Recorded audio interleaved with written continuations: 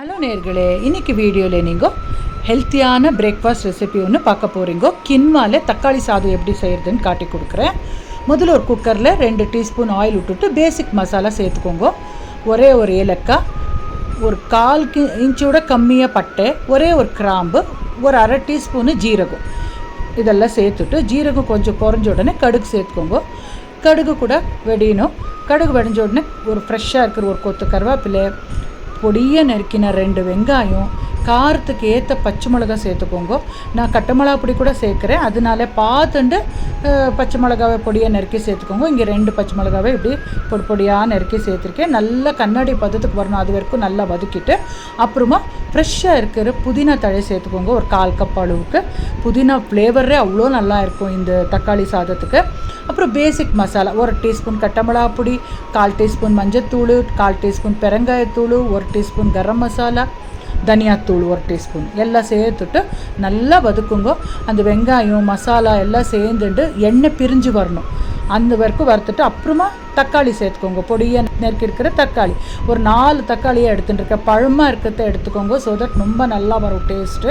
அப்புறமா ஒரு கைப்பிடி அளவுக்கு ராத்திரியே ஊற வச்சிருக்கிற கொண்டக்கடலை சேர்த்துருக்கேன். தக்காளி கொண்டக்கடலை சேர்ந்து டேஸ்ட்டு சூப்பராக வரும். தேவைப்படுற உப்பு சேர்த்துட்டு நல்லா வதக்குங்க. தக்காளி எல்லாம் கொஞ்சம் சாஃப்ட் ஆகணும், அங்கே வரைக்கும் வதக்கிட்டு 1 டீஸ்பூன் வெள்ளைத்தூள் சேர்த்துக்கோங்க. தித்திப்பு, காரம், உப்பு எல்லாம் சேர்ந்துட்டு டேஸ்ட் வந்து அல்டிமேட்டாக இருக்கும். இப்போ பாருங்கள், 1/2 hour பிஃபோர் இந்த ரெசிபி செய்கிறதுக்கு முன்னே கின்வாவை ஊற வச்சுருந்தேன். எதே ஒரு மில்லட்ஸ் ஆட்டும் இந்த கின்வா ஆட்டும் ஊற வச்சுட்டு தான் பண்ணணும். அப்போ தான் டைஜஷனும் நல்லாவும் பெனிஃபிட்ஸும் நல்லா கிடைக்கும். அது ரெண்டும் கின்வாவை சேர்த்துட்டு ஃப்ரெஷ்ஷாக இருக்கிற மல்லித்தழை கூட பொடியை நறுக்கி சேர்த்துட்ருக்கேன். எல்லாம் சேர்த்தாச்சு. இப்போது உப்பு, காரம், புளிப்பு எல்லாமே. இப்போது நீங்கள் ஒரு ரவுண்ட் நல்லா மிக்ஸ் பண்ணிவிட்டு உடனே மூடக்கூடாது, கொஞ்சம் அது கொதிக்க ஸ்டேஜுக்கு வரணும். அப்போ தான் குக்கர் மூடணும் மாறுது. இப்போ 1 கப்பு கின்வா எடுத்துட்டாக்கா 1 கப் அளவுக்கு தண்ணி எடுத்துக்கோங்க. 1:1 ரேஷியோ, அவ்வளோதான் இதுக்கு. ஏன்னா தக்காளியில் கூட அந்த தண்ணி அம்சம் இருக்கிறதுனால நல்லா வெந்து வரும். இப்போ பாருங்கள், கொதிக்கிச்சே. குக்கர் மூடிட்டு விஷல் வச்சுட்டு ஒரு 3 விஷல் வச்சா சூப்பர் சாஃப்டாக ரொம்ப நல்லா வெந்து வரும்.